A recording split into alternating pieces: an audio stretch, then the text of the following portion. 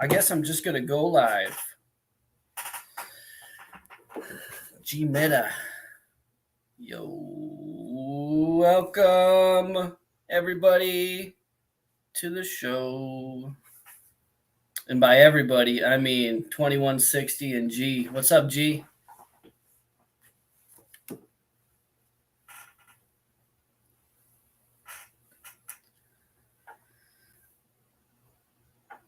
Nice. I emailed a link as well if you want to come on video. Right now it's just me, and I feel really bad for the audience because it's like a big screen of me. And if you've ever seen me before, that's not exactly good. There we go. What's up, Thomas? Hey, how's it going? Good, man. Good to see you and speak with you. Yeah, sorry I'm running late. I thought this was going to be on Spaces, so I had to kind of comb my hair and stuff and get ready for the video. Yeah, no worries, man. I should have cut my hair. Mine's getting a little long, but yeah, no problem at all. Usually it takes a few minutes for people to trickle in anyway, so it's good. Cool. What remind me, what's your name again? Bernie, or Bernie, just okay. Burn is good. Okay, cool. You're the Burn on the correspondence. Okay, perfect. Are we going to be demoing the product today? I don't see why not, man. Yeah, I think we'll do a full dig in. I mean, we can go through everything. You guys have the whole hour. Okay. Was talking to another guest, but they just never replied. So you guys have the whole time. Nice. Yeah. What's going to be the output from your side? How do you end up distributing this content? Yeah. So right now we're live on YouTube. We are also on Twitter Spaces. Then it's going to go to. It'll be syndicated across all the podcast platforms, Apple, Spotify, all that good stuff. And I'll usually if I have time, I make some short clips and post those and get those spread out, put on YouTube and Twitter as well. So, yeah, we build quite a bit of content out of each show. Sweet. I'm excited. Yeah, for sure, man. Yeah, it's good to have you guys on. 21, are you able to speak? He's on Twitter, but he can't do the StreamYard today. Yeah, man. How do we see who else is here? Oh, I see there's Oh, you know what? Could you guys hear him at all? Could you hear 2160 when he just spoke? No. All right, guess what, man? For some reason, my Twitter. All right, he'd rather not talk. All right, he'll be an inquisitive listener. Yeah, so for some reason, my Twitter is not feeding back into the audio here, which I don't know why, because I've got everything adjusted properly on my Rodecaster. But yeah, so we could probably get started. So if you'd like to both just kind of give a quick intro to yourselves rather than the project, a little background on really what you've done before Web3, what you're doing now, and kind of how you got into it. I can start. So my name's Thomas. I'm the CEO and co-founder of Lore. How I got into Web3 and background and stuff like that. So I guess the through line between my whole career is I kind of always wanted to distribute socioeconomic kind of lines a little bit more fairly throughout the world. So why I wanted to do that is I'm an immigrant from India, and just was brought here when I was 8 years old. And I always found that to be quite a privilege, especially as I kind of went through college. I went to USC where there's a lot of rich kids and stuff.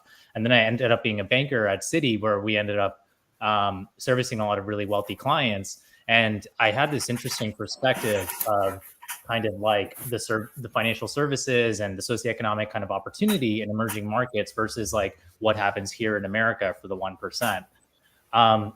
So I always found that I was just very fortunate to, end up on this path. But then I have, family members and distant, cousins and stuff that never even have that opportunity. Right. So when I discovered crypto, I immediately kind of sensed that it could be this new kind of technology money in terms of like a money or a kind of software system that could redistribute capital a little bit more fairly and socioeconomic opportunity as well. So that's always been like my mission in life as soon as I discovered crypto. And how that ended up leading to Lore is, well, I made a couple stops. I was at Wire and Polychain, where I had a really good bird's eye view into consumer crypto behavior. This was in 2017 to 2020. Then like consumer crypto was like not really a category. There was just like wallets, basically. That's the only kind of consumer experience that existed. And I found it kind of strange that crypto was so social and community driven, but at the same time, the experiences available in crypto were just not that way, right? So I started kind of like experimenting with one of my childhood friends named Shelby Thomas. He's now my co-founder and CPO in early 2020 with what kind of like unique social experiences could be enabled by crypto. So initially we built this product called Prism, PRYSM. It was pretty popular throughout 2020 and 2021. It was a wallet tracking application where you could follow what your friends are doing on chain, follow influencers, verify they're actually putting their money where their mouth is. But long story short is we ended up raising a round with Polychain and stuff involved, and scaled out the team to like 8 people and had 50,000 users by the end of 2021. But it felt like we were one chess move away from like a Web2 social company, potentially just like copying, introducing some crypto features and eating our lunch, right? So then I needed to kind of like think a little bit more deeply about what kind of social experiences are really uniquely enabled by crypto. And then circling back to like my kind of, mission of like redistributing wealth and opportunity, it felt like crypto could be this socioeconomic railing for people to on the internet, like form capital and coordinate together to buy things together or create together or do together. So we were looking at different kinds of like ways to do that and kind of consumer behavior that allowed for people where people are like pulling together money to do things together. And it felt like at the time group buying NFTs was very, very popular. A lot of people were hacking together Gnosis Safe with like a Excel spreadsheet to track ownership and, wallet connecting into OpenSea and other interfaces to go and do this. And it was done in a really hacky way. So it felt like there was an opportunity to stitch that all together. So we introduced a feature on the Prism platform to do that, and it ended up being like the highest engagement feature we've ever introduced.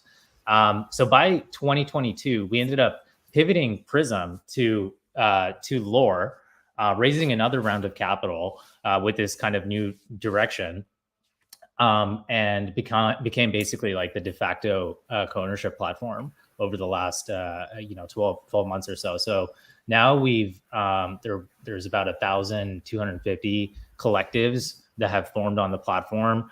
They've coordinated about $20 million, so that's about 8,000, 9,000 Ethereum on the platform to buy, I think, over like 1,500 NFTs. So it's very popular. We've done partnerships with like Proof, Memeland, Azuki, so on and so forth. And then now we're actually expanding to more use cases like crowdfunding and creator fan clubs and things like that. So happy to get into that, but that should cover a lot of ground there. Nice. Very, very interesting. Yeah, I'm pretty sure I've heard of Prism before. So I haven't been around for a terribly long time. I came in like late 2021, but definitely sounds familiar. Yeah, man. Good background. I love the mission and the story behind it. Gunjan, did I say that right? I'm probably slaughtering your name. I'm sorry. Yeah, no worries. It's Gunjan.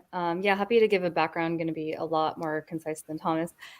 So I majored in econ in college and was lucky enough to have a professor that had previously worked at the Federal Reserve. And at the time, we were studying like the financial crisis of 2008. And it always fascinated me, the Federal Reserve's role in that entire thing. And then shortly after, I took a job at Morgan Stanley, and we were working on comprehensive capital analysis requirements, which were a new thing that banks had to do at the time. to do stress testing for different types of scenarios that could potentially, start a new financial crisis. And so I thought that was super fascinating that this entire like financial system is kind of just built with these blocks where it could all potentially fall at any moment. And that kind of led me into crypto. I also was pretty early on in the space in 2017, worked at a crypto startup in New York City that was doing KYC. And then I worked with Thomas at Wire for a couple of years, where we really delved into like payments and cross-border payments. And then I worked at Coinbase for 2.5 years, and I was working on a lot of different product lines there. The one that I worked on the most was custody and cold storage for institutions, and really learned about their challenges about needing security with cold storage, but then also wanting to participate on chain during DeFi summer. I also worked on NFT, the NFT marketplace that we launched, and a couple of other initiatives there. And now I'm helping out Thomas on growth here at Lore. Wow, that's quite the resume. I mean, really from both of you. So it's always good to hear. I think one of the most important things about any kind of project, be it a platform or an NFT project or whatever, is the ability of the team. And it sounds like you both have a great deal of experience and know what you're doing. So that's definitely positive to hear. So on that note, Thomas, if you want to get into Lore, take us on a deep dive. There's a present button down at the bottom of the screen. You can share the screen, walk us through whatever, and really just kind of take us through the whole thing. Oh, you're on mute still. Cool. Let me just share screen. I have a small demo here prepped up.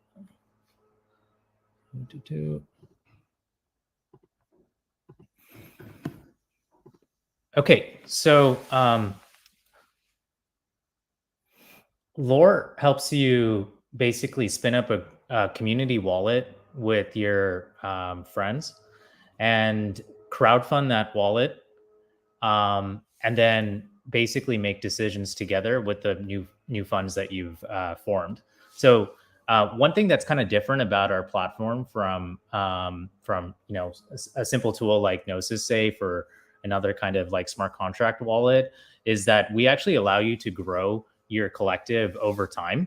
So you could start with a really small group of people, start pulling together some resources to maybe buy just 1 or 2 NFTs. And then as you kind of hit your milestones, you can open up your on-chain collective to more people, form more resources and keep your story kind of going, and hence the name Lore in a sense. So let me get into actually a couple use cases that the platform enables.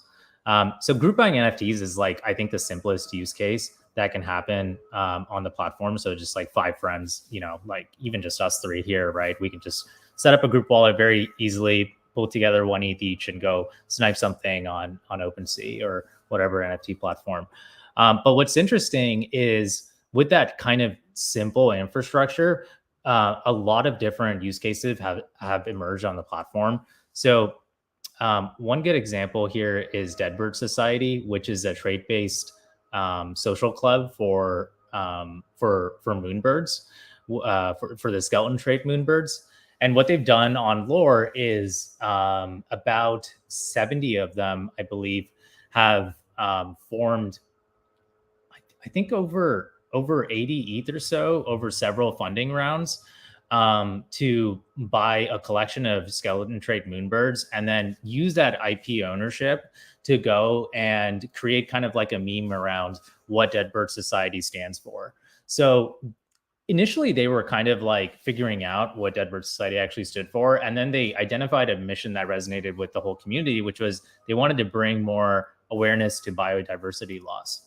So they used this brand that they created to go and create another, another kind of set of on-chain media, other kinds of like NFT collections to go and like proliferate this mission. So that's a really good use case. Another use case is art collectives that get formed. So let me actually pivot to a public profile page. So this is an art collective that got formed through the Hug community, and basically they pulled together their resources to support an artist that emerged from their community by the name of Anna Judd. And they wanted to acquire as many of Anna Judd's, one of Anna Judd's like initial collections as possible. So what they did is they used lore to pull together money, and also pull together Anna Judd pieces as well. So they opened up a crowdfund on lore where people could either fund with Ethereum or they could actually fund with Anna Judd pieces. So I think at the time it was like you could fund with 0.2 ETH or one Anna Judd piece. And now they've kind of like acquired about 50, I think, of the outstanding 90 or so of the pieces. And they've been kind of going steady on the platform through several funding rounds and opening up to new levels of membership over time. Hey, quick question. Go ahead. So I see you've got the equity broken down, which is super helpful, right? So I'm guessing that's measured by, how much each person is contributing into the fund, correct? So that's right. Nice. Okay. So let's say they sell something, right? For whatever, 5 ETH, and they want to take a distribution to all holders. Does this platform does it auto calculate and send that distribution out to each wallet, or would they have to manually do that? Yeah, so we cover the entire life cycle of On-Chain Collective. So if you wanted to make a distribution and you have, let's say 5 ETH to distribute to 5 members, then you just launch a proposal that everyone votes on, and push that through, and then it's just automatically distributed to all 5 people pro rata based on the equity share that they have. This is super cool. Okay. Yeah, it's almost like a mini DAO without being a DAO, but it's like we kind of joke that we're like the anti-DAO platform. Right. Yeah, exactly. We want to focus on more consumer fun use cases, and power like the future kind of cultural economy that's forming around NFTs. Yeah, that's super interesting. Yeah, there's a lot of Rect guys and Rug Radio people listening in right now, and I think I could see this being something that we would do in really either of those communities. Definitely Rect guys, with focus around trades or collecting or people pulling together to kind of maximize their collecting power, I guess you could say. So, yeah, this is super interesting. Yeah, that's like maximizing your collecting power, right? That's something that's like a core value and that we're trying to drive through the platform. The core purpose of what we're doing is all about like increasing accessibility to the space, right? So it is this way to buy things that you could not alone, do things, accomplish missions that you could not alone, and even like create kinds of artwork and create different kinds of projects that you could not alone. So and we want to just be like that new kind of internet native organizational structure to power that and be a really like core part of the internet economy, which is quickly kind of becoming a larger and larger part of the IRL economy as well. And this goes back to the thesis on distributing socioeconomic opportunity, right? So kind of like how smartphones helped a lot of people in emerging markets leapfrog into the knowledge age, right? We think this kind of organizational structure can help a lot of creatives and people that don't have those kind of opportunities in emerging markets, like leapfrog into the creator economy. So for something like this, I would imagine it's like multi-sig in one way or another, right? Yeah. So right now we're powered by Gnosis Safe. And we're always looking at different kinds of wallet technologies as well. And there's a pretty high probability that we'll introduce new other kinds of group wallets you can also launch on the platform. Nice, man. So let's say we want to take like one of these funds like more public. I don't want to say take it public, but have it more accessible. Would someone be able to like share a link and say, hey, apply to join our fund? They fill something out, and then if approved, then you can just approve their wallet and let them in. Yeah, that's definitely on the roadmap. And we've experimented with that in the creation flow already. I might be able to get there easily, but long story short is there is a gathering interest kind of section. So let me see if I can get there. But I think we released like a V1 where I don't think it's like significantly better than trying to do this on like a type form or a D form or some other tool. So we're going to improve that over time and try to make that a little bit better. So let me see if I can get there. Just thought of another question while you're doing that. So let's say you got 20 members and one wants to exit their position completely. How would that work? Would it be almost like they could do like a shotgun clause, like, hey, I'm offering up my equity. Everyone has an opportunity to buy either an equal amount. They can opt in or opt out and then like buy that person out of the position, or what would that look like? Yeah. So this is probably a good time to get into the our how we think about ownership on chain. So when you contribute to the collective, you receive an NFT membership that's actually I'm not. Oh, there it is. Okay, that's actually tradable. So you could trade this. You could just list it on OpenSea for the fair value, and or less or more, whatever. And you could get out of the collective that way. Or what you could do is launch an exit proposal. Let me see if I can get there. So the proposal system is how you make on-chain decisions kind of together, right? And like I mentioned, everything in the fund life cycle is here. We have a concept of funding rounds. We're actually going to be, we'll talk about Lore V2 probably in a little bit, but we're going to be changing this concept a little bit to be more crowdfundy and allow for more kind of trustless mass scale community use cases. So we'll talk about that in a second. But at the end of the life cycle, there's exits and distributions. So you could launch as a member a way to you could propose an exit, right? You could be like, hey, I want to get rid of 5% of my stake or all of it, right, for X amount of ETH. And we can tell you what the fair value is based on like the collection of NFTs that you have. But ultimately, like it's kind of up to the collective to come to that decision together. So those are the two ways you can exit. Nice, man. I can't believe I've never heard of this. Yeah, it just seems so useful. This is definitely one of the coolest, if not the coolest platform I've seen on the show yet. It's like, yeah, you can vote on proposals and stuff. So yeah, I'm guessing that your equity stake is your voting power as well. Your equity stake is your voting power. Yes. That said, every group is pretty different in how they want to set up decision making.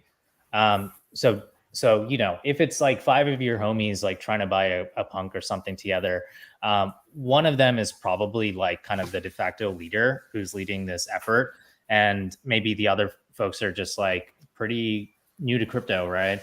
Or don't know what's going on. And let's call this guy Chad.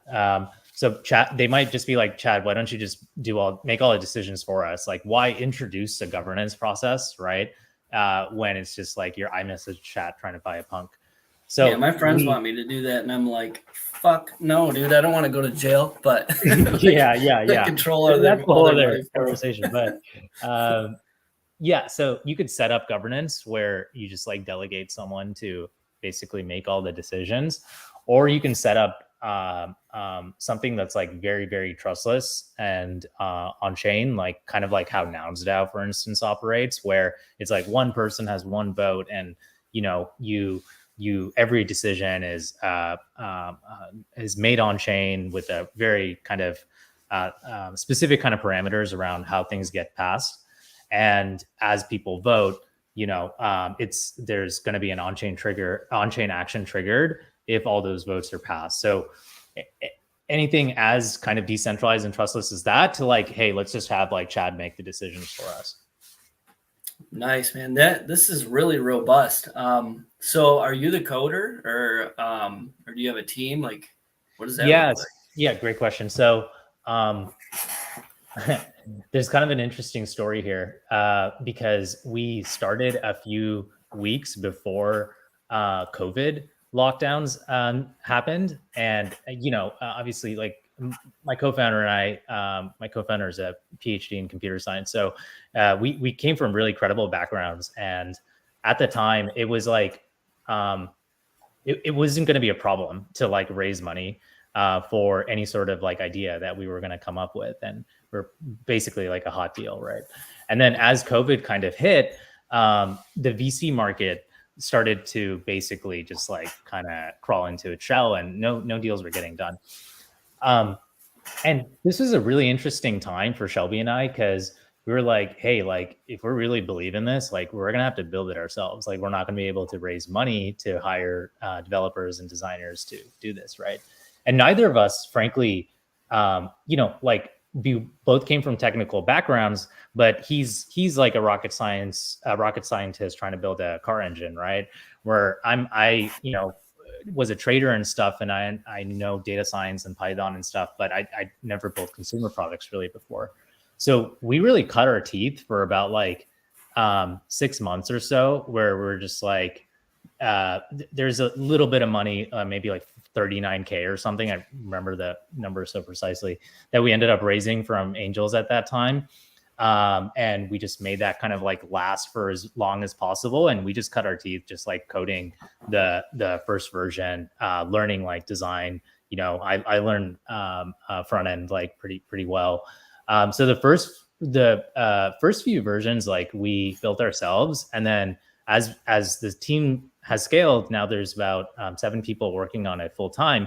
We've hired some great developers and designers, and I think neither I haven't shipped a line of code in like 18 months plus, and then I don't think Shelby has been like deep like shipping code, although he does code reviews and stuff still. Wow, impressive. Okay, so how do you monetize? Great question. So this version 2 is going to introduce a monetization mechanism. So version 2 is going to be a little bit different, where instead of having people contribute whatever they want into the wallet, you could still do that. Like, you could do what version 1 kind of does. But what you do is launch a tiered NFT membership sale.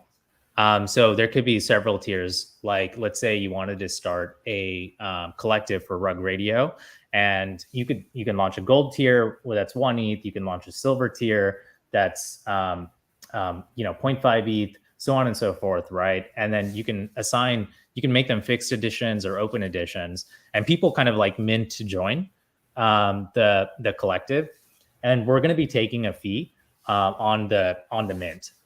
We're still figuring out the economics. Like I think the kind of the monetization models around mint to join have been evolving even like over the last few days, with Zora kind of introducing their protocol fees, for instance, and their protocol kickbacks. So we're debating internally right now between like a fixed fee on these things or a variable fee. But that's going to be how we monetize, is going to be at the mint to join level, and then potentially on distributions and exits. But that's still kind of up in the air. Okay, nice. Yeah, so I guess the main key then is just scaling. So I think if NFTs make it, then you guys will make it. So a little slow right now with the trading and collecting and all that, but but that's also so version 2 is expanding to use cases outside of buying and selling. We will be supporting crowd funds for any sort of like cause or impact or idea or project. So for instance, we're working with a creator who's very big in the Spanish speaking kind of tech community. And long story short is a lot of great entrepreneurial books like Girl Boss, for instance, right? It's a very popular story. I believe around Glossier. That book is just not like available in Spanish. So he's launching a crowdfund to translate like a collection of entrepreneurial books that are going to be a huge hit and lifesaver for his Spanish speaking community from English to Spanish, right? So those kind of crowdfunds can be enabled now on the platform, and the design, the brand marketing, all of it, like the storytelling is going to shift a little bit, although the info is generally the same, really, right? And we have all sorts of payment proposals and stuff, so it's all the same infra. It's just a different kind of use cases we're going after. That's an example, and then we're also going to be introducing creator fan clubs. So think like Web3 Patreon, those kind of use cases. And we're be rolling this out to layer 2. So Optimism, Polygon, and Base are all on our roadmap in quick sequence. And I think a lot of these use cases are going to be better served there, because we're kind of, a lot of these use cases, people are dealing with, like if it's like a Web3 Patreon, some of these subscriptions are like $3, $5, and like $50. So, if it's on ETH mainnet, the gas fees can like really bite into that. So that's a quick little synopsis of like where we're focused on V2. Nice. Yeah. I mean, the tech is powerful. I can definitely see it in a lot of different use cases. So, yeah, that's it's really interesting. So it could be like almost you could have a Web3 Kickstarter type of deal. Yeah, there's just a ton you can do with it. Yeah. Really interesting. And then based on how you want to set up governance, the Kickstarter could also give the funders some sort of voting rights in the direction of the project. Yeah, absolutely. I like it. I mean, okay, cool. Trying to think if there's any other questions. Is there anything else you want to take me through? Not really. I think we covered a lot here on the demo. I can demo more stuff, but I think it might be better if we want to open up the floor to like any questions. We're also be pretty excited about giving early access to V2 to the Rug community. So if that's something we want to talk about, we can talk about that too. Let's talk about it. Yeah, what would that look like? Yeah, so it's kind of exactly what it sounds like.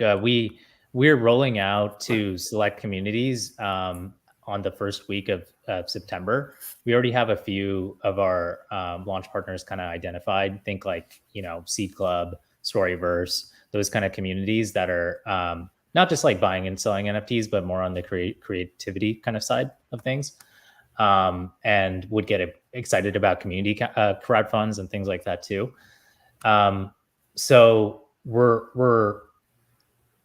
we could do this in two ways. One would be a little bit, I think, better from an attention capturing standpoint, which would be we would design a co-branded NFT with Rug, and we can handle all that on our side, and then launch a mint, which gets you access to the V2, and then we can gate that mint by any sort of allow list or token on your side. The second way we could do this is just like collect an allow list from you all, and absent the NFT mint, just give Rug Radio community members access.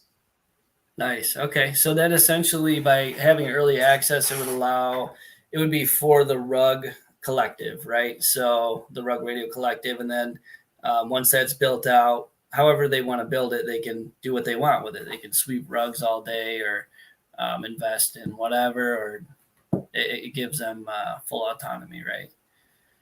Yeah, that's right. And then the folks with this NFT will also get a discount on fees. We're still figuring out exactly how much, but there's like, a little bit of value there. if you end up being a user. Nice. Okay. Yeah, that's really interesting. Would you be interested in this for like Rect Guy and Degens as well? Sure. Okay. Yeah, they're a bunch of absolute degens, and they might want to put something together. So I think it's definitely something we can offer up to both communities. If you'd like to just send me an email, like bullet points on the couple different options, so I can cover them with the teams. I think it's something I'm definitely interested in. I know Rug Radio will have to run it by legal for sure. We run pretty much everything by legal because we're getting pretty big, and we want to do things right. But at first glance, I don't see anything wrong with it. So I would love to bring this to our communities and kind of give them the power to build something out in here. I mean, it's a super cool application you built out, and I think there's a lot of use cases for it as well. So yeah, I think we'd like that, right, guys? This would be fun for sure.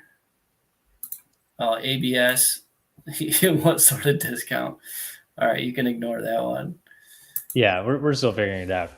Yeah, he's a troll. Okay, cool. Yeah, interesting.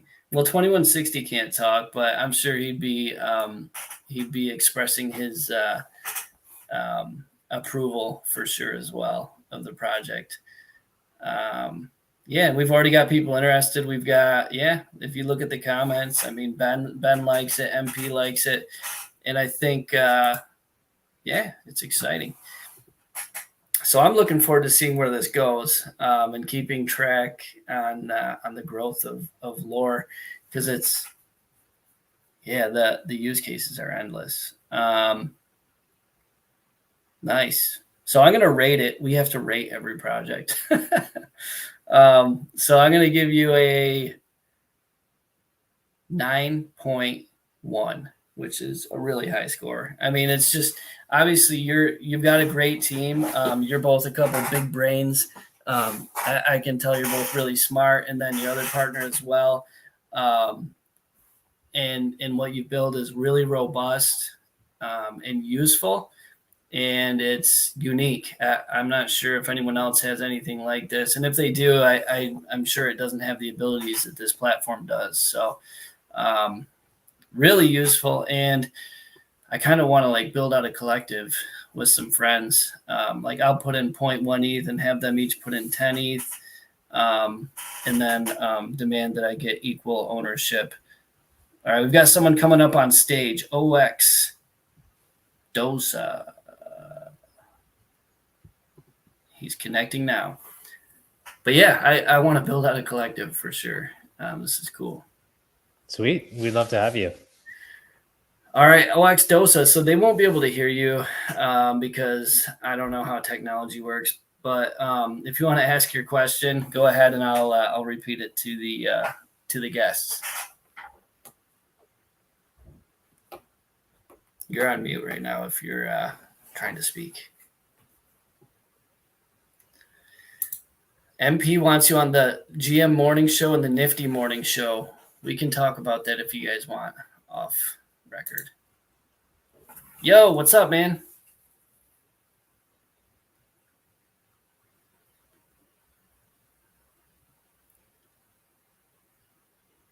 Nice.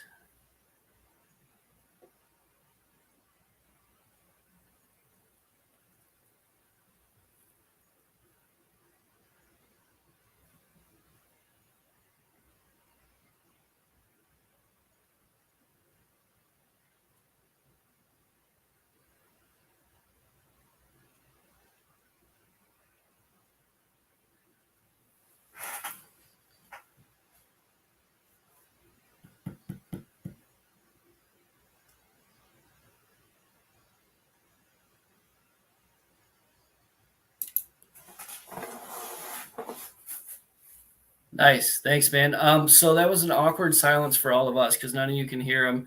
I imagine you can't hear him. But he basically said he's been running a a collective on lore for over a year. He's been able to quit his job. He said it works super well. It's robust. He loves the technology. So yeah, thanks, man. Appreciate you coming up and sharing about this. That's good to hear. Yeah, he's one of our biggest power users, and I love seeing that story. Right, like that's why we're here, is to help people like quit their jobs and pursue their passion. And yeah, and he was able to do that. So and they've also made a considerable amount of money over the bear market as well, by pulling together not just their capital but like their collective intelligence, and making better decisions together. Nice. I love that. Yeah, and there's definitely something to be said for that, because like as a trader or a degen, I think one of our biggest enemies is our emotions, right?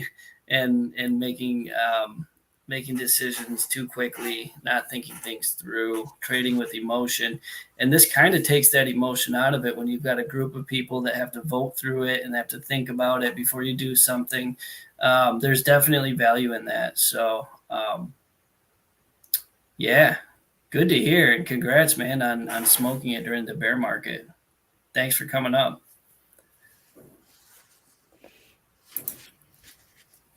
I think that's it. Yeah, I mean, I give you guys a 9.1. I can't even remember. Nice. It's 9.1 or 9.2. So that's like a super high score. I love the platform. Really interesting and valuable, and I want to make a collective. So if you can, send me an email, bullet point out, what you're thinking about. I'd love to put this in front of both communities. And yeah, we can also talk about the bigger shows like the GM show or things like that. We've emailed back and forth a little bit, but yeah, we can discuss those as well. Yeah, we'd love that opportunity, especially around the V2 launch here in September. I think we're just going to be, doing a big old media tour at that time and just talking about our story and like what V2 enables.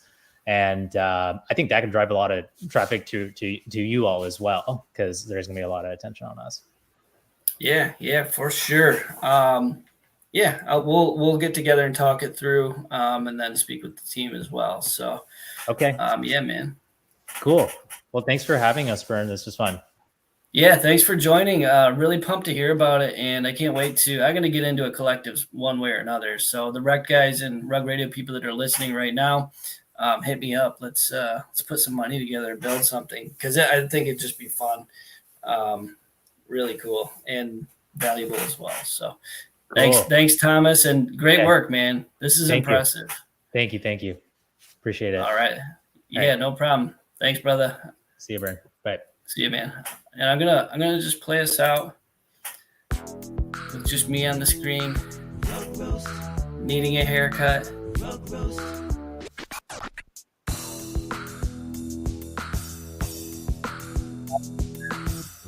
Or a field or something, maybe in a cave. He is a troll.